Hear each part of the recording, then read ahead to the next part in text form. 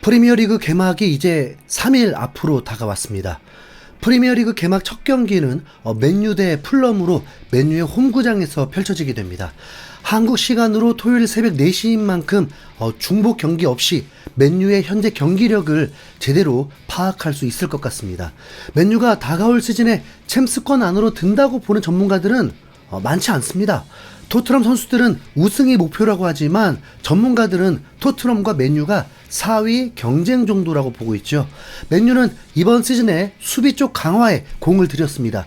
프랑스 릴에서 활약했던 프랑스 국대 유망주 18살 레니 요로 선수를 영입했고 윈헨산, 데리우트와 마즈라이도 영입을 완료했습니다.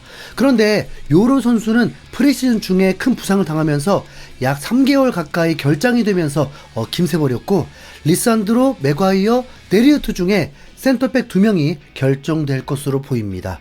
테나 감독은 지난 시즌에 맥과이어를 어쩔 수 없이 기용했던 것처럼 보였죠.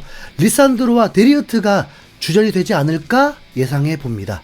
그리고 마즈라위는 맨유의 달롯이 있기 때문에 백업에 불과합니다. 모로코 선수로 2천만 유로에 맨유로 오게 되었죠. 그리고 이제 나머진 큰 변화가 없습니다. 큰 변화가 없다 보니 맨유는 맨시티와 커뮤니티 실드 경기에서 정규 시간 1대1 무승부, 승부차기 끝에 패배를 했는데 문제는 내용입니다. 맨시티는 1.5군이었고 맨유는 거의 전력을 다했습니다. 그런데 맨유는 간간히 찾아온 기회에서 번번이 득점을 놓치면서 고전했고 가르나초의 선제골로 앞서 나갔지만 베르나르도 실바에게 헤딩골을 허용하면서 동점이 되어버렸습니다. 천억 윙어 사나이 안토니는 아예 출전하지 못했고 레시포드는 여전히 0점을 잡지 못하면서 1대1 찬스에서도 골대를 맞추면서 득점을 실패하고 산초도 별다른 활약을 못했습니다. 토트넘 기준으로 보면 거품만 잔뜩 낀 선수 자원인 맨유입니다. 만약 맨유가 토트넘보다 강하다고 한다면 저 납득 못하겠습니다. 풀럼은 지난 시즌 13위라는 팀입니다. 사령관 팔리냐가 미넨으로 팔리면서 전력이 더 약해졌을 텐데 맨유가 이 경기를 승리하지 못한다면 시작부터 굉장히 꼬이겠죠. 그리고 토요일 저녁에는 이제 황희찬이 아스날을 상대하게 됩니다. 사실상 기적이 필요한 경기죠. 아스날의 홈경기이고 울버햄튼은 내투까지 첼시로 떠나면서 공격진이 더 약해졌습니다. 황희찬은 지난 시즌에 12골로 프리미어리그에서도 자신의 기량을 제대로 입증하면서 팀 내 최고 에이스가 되었습니다. 울버햄튼이 미드필더 진영에서 압살될 것 같아서 걱정되긴 하지만 올 시즌만큼은 아스날이 더 경계돼서 그런지 황희찬이 올 시즌 아스날 킬러가 되어주길 응원합니다. 아직 시작하기도 전이지만 전력상으로는 2강 6중 느낌이거든요. 토트넘과 전력이 비슷한 팀은 리버풀, 아스톤빌라, 맨유, 첼시, 뉴캐슬입니다. 엎치락 뒤치락 할 수밖에 없겠죠. 토트넘은 화요일 새벽 4시에 개막전을 치릅니다. 1라운드에서 가장 늦게 경기를 하게 되는데 상대하는 레스터시티는 지난 시즌 2부 리그 우승팀이죠. 그래서인지 기브미 스포츠는 매우 기분 좋지 않은 전망을 했는데요. 1라운드에서 토트넘이 이변의 주인공이 될 거라면서 레스터시티에게 0대1 패배를 할 것이라고 예측했습니다. 아니 이길만한 팀은 다 이기고 맨시티는 첼시와 비긴다고 했는데 토트넘은 아예 패배를 하네요. 정말 황당한 건 말이죠. 토트넘은 공격에 집중하는 팀인데 레스터시티에 무득점을 할 거란 예측입니다. 46경기에서 41실점으로 비교적 실점이 적긴 했네요. 최소 실점 1위였습니다. 그런데 그건 2부 리그 1위 팀이고 레스터시티가 상대하는 팀은 토트넘입니다. 거기다 혹시나 토트넘이 후반기에 망한 이유가 한번 겪어봤기 때문에 전술이 들통났다고 한다면 레스터시티는 NG 전술을 처음 겪습니다. 하나 납득이 안 돼요. 상상만 해도 좀 끔찍한데요. 시작부터 제대로 꼬이는 결과가 되니까요. 차라리 2대3으로 패배한다 그러면 수비가 정말 심각하구나라고 받아들이겠는데 솔랑케 영입에 베르너까지 백업으로 두는데 무득점이라뇨. 기브인 스포츠는 레스터시티가 EPL 개막전에서 충격적인 승리를 거둘 것이다. 여우 군단이 1라운드에서 가장 큰 놀라움을 선사할 수 있다. 토트넘은 킹파워 스타디움에 방문하고 홈팀 레스터시티, EPL 우승 경험이 있는 레스터시티는 새로운 감독 스티브 쿠퍼 지휘하에 다시 EPL에서 안정을 찾을 수 있는 희망이 있다. 이 매치는 감정적인 경기가 될 것이 틀림없다. 레스터시티 우승을 이끈 전설적인 코치 크레이그 섹스피어가 세상을 떠난 후 레스터시티가 치르는 첫 공식 경기이기 때문이다.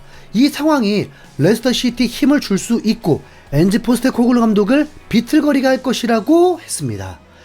메디슨의 친정팀인데 메디슨이 경기 망쳐놓으면 정말 볼만하겠네요.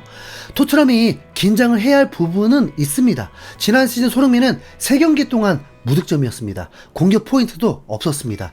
사실 그 부분 때문에 메디슨이 엄청 비난을 들었던 것도 사실입니다. 팬들에겐 트라우마가 있었거든요. 페리시 때문에 손흥민 자리가 계속 뺏기면서 활약도 무뎠다 보니까 손흥민의 활약이 돋보이지 못한 것을 매우 불쾌했습니다. 그런데 메디슨이 개막전부터 좋은 활약을 하고 8월 이달의 선수상을 수상할 정도로 팀의 핵심이 된 상황에서 손흥민은 아예 공격 포인트가 없었다 보니까 메디슨이 욕심이 많다고 난리가 났었죠. 거의 뭐 제2의 페리시급이었습니다.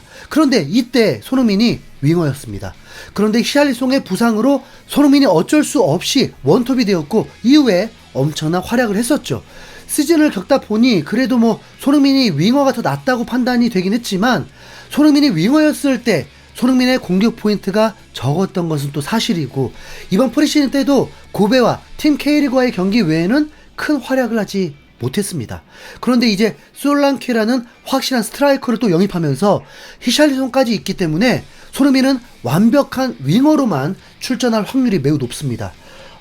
그래서 토트넘이 완전체가 되어도 손흥민의 장점들이 살릴 수 없다면 아마도 팬들은 또 말이 많아질 수밖에 없습니다.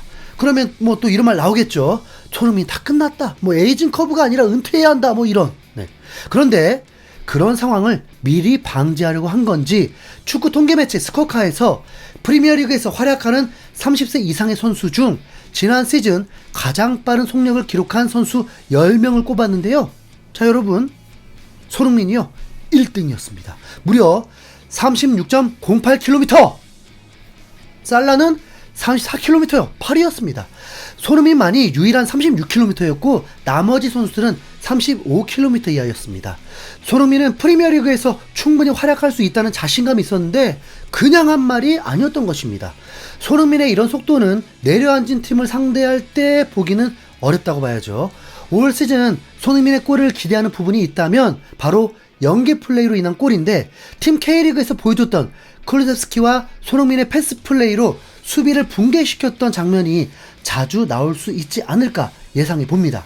손흥민도 중거리 슛, 가마차기 슛이 선수들의 로망이라고 인정하더라고요. 하지만 슈팅이 줄어들 수밖에 없다는 것이 엔지 감독 전술이라고 했습니다. 그럼 손흥민이 어시스트만 해야 되나요? 그건 완전 손흥민 망치는 일인 거죠. 세계에서 골 결정력이 가장 높은 선수를 패스망하게 만들면 감독 박탈시켜야죠.